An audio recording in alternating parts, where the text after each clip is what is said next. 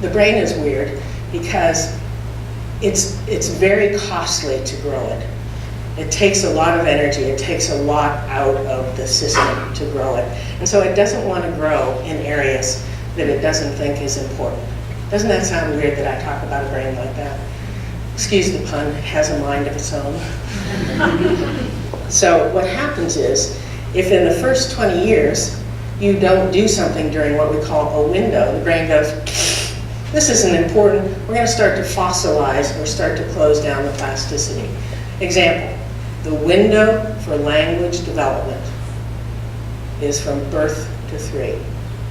A brain will remember every language sound it hears, not every word, but every language sound it hears from birth to 3.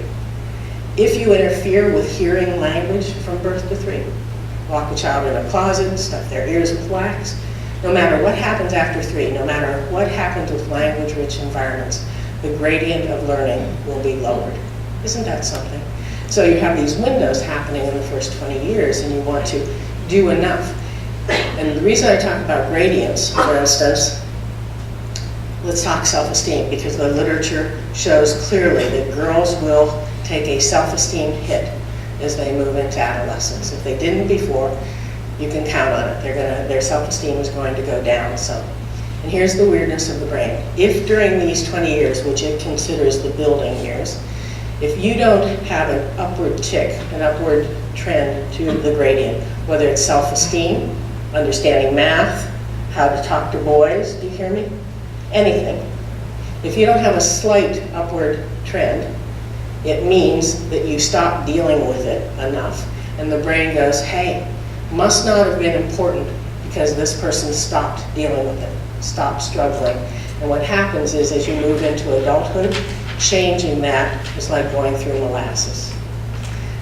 But if, for instance, my Dana, risk-taking is part of self-esteem, was so averse to taking risks, I had to make sure that when she didn't want to go swimming because it scared her and she threw up, that she went swimming anyhow.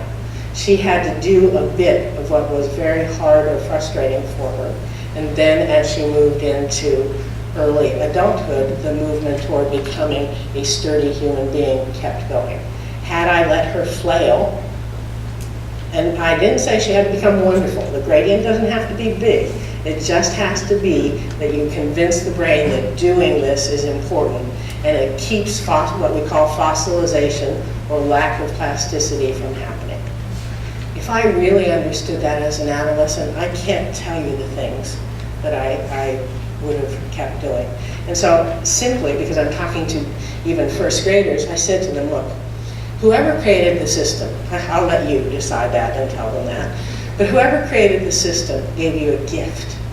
And the gift that they gave you is when he or she or it or whatever gave you, is that when something is hard or frustrating or scary, and still meaningful, not like sticking a knife in you, but if something is scary, like learning how to swim, or hard, like learning how to play an instrument, it's a signal to you that some part of the brain that does that isn't big enough yet.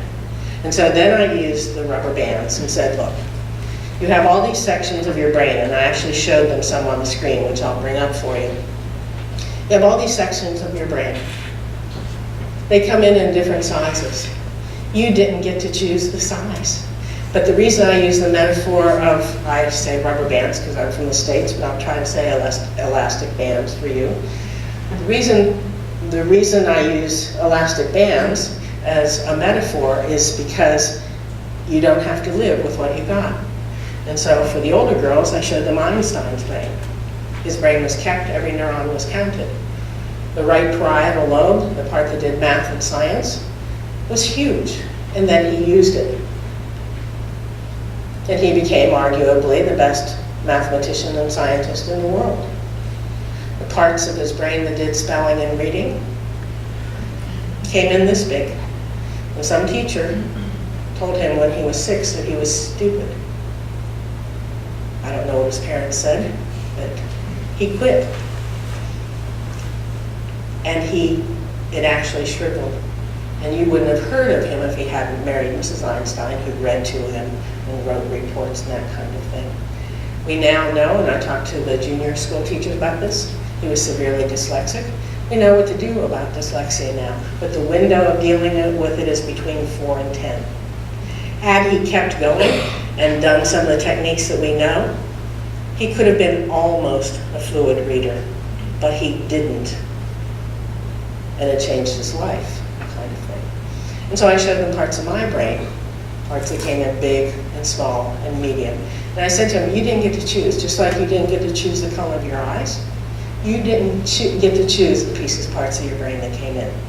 And when something is hard, it means that you can't do it yet. I have a button. I'm on a board of a girls' school in Ohio, and their school colors are green and white, and they all wear this. And it reminds them, if they can't do something, it's a yet kind of thing.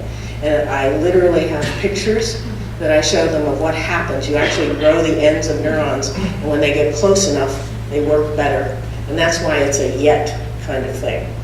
And so I hope in this school and every other, a girl can't say I can't. All she can say is I can't yet. Now, certainly there are some conditions where parts of the brain aren't functional. So I'm not talking about severe autism and things like that. But even with disabilities, what we thought were broken rubber bands aren't. They're just small ones. And so we don't even want to accommodate for disabilities as early as we did.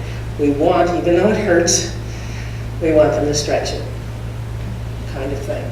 So do you have any questions about the concept of elasticity and why these 20 years are so important? Because if there's any part of your learning style that you want to change, I'll give you the example for me. My great-grandmother had a photographic memory. I didn't get it all, but the part that deals with visual memory was big. All I had to do was see and be told what a word was by age 4, and I could spell it and read it forever. And so I used it. And I won spelling bees in the state of Ohio by age 10. See, my brother got this, even though he had the same great-grandmother. For me, my auditory memory is this big. I had to ask Desiree's name 4 times from different people. She would tell me her name, and then I'd go, what's that woman's name that does the technology? Because they said it to me, and I didn't hear it. So I relied too much on this, and I didn't change this enough during the formative periods. So if your daughter has a learning weakness, please don't come to the school and tell them to avoid. But how you stretch it has to be done in a way that doesn't make her feel stupid or harm her self-esteem. It's all in the how kind of thing. But great schools know this and won't fall for it when you say, my daughter is this kind of learner, only do this kind of thing. Or my daughter's superb at math, have her take extra math. And I'm sorry we have letter grades in schools, I understand. But I want the girls to take classes that are hard for them that they don't get good grades in. And I know that they'll pay a price for that, and so we have to juggle that a bit. Because the ones that are hard represent something in the brain that needs to be stretched. Because there's no subject area in the brain, you do know that. There's no section for math, or for reading, or for instrumental music. But each subject area uses parts that will be used every day in your life. And that's why you want a range of subject areas, and you don't want to back off from the ones that are hard for you.